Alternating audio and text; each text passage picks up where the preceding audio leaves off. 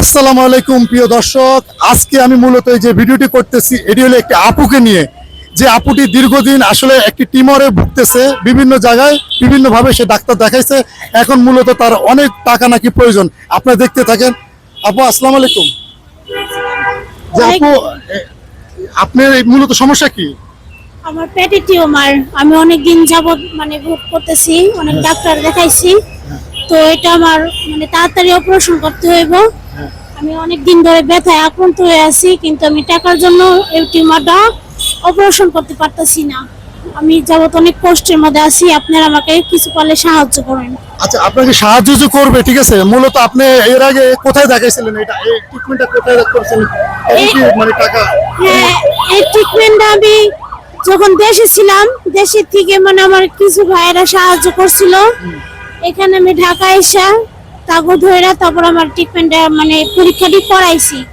করানোর পরে আমার টিউমারটা ধরা পড়ছে, যে বলছে এটা তাড়াতাড়ি অপারেশন করতে হবে, না হলে যে কোনো সময় এটা ফেটে যাবে। আচ্ছা, যে কোনো সময় এটা ফেটে যেতে পারে, ফেটে গেলে আপনার একটা মৃত্যু ঝুঁকি থাকতে পারে।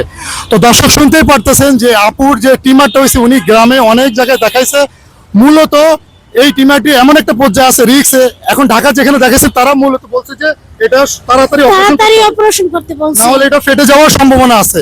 তো আপনি ইতিমধ্যে জানতে, এখানে অপারেশন করতে কি আপনাকে কি ধরনের টাকা পয়সা চাইছে তারা? হ্যাঁ, অনেক টাকা পয়সার কথা বলছে যে 40,000 টাকার মতো খরচ হইব। এখানে কোন হসপিটালে দেখাইছেন? এখানে হসপিটালে দেখেছিলাম, বাংলাদেশ মেডিকেলও দেখেছিলাম। তারপর আমি পরে অনেকজন কবুল ছিল যে এত টাকা যেত লাগবো। আমার তো এত টাকা নাই, আমাকে আমার আল্লাহ দুনিয়া ছাড়া আর কি হয় নাই। আমি অনেকটা এর ভিতরে আছি, আমার কি হয় নাই।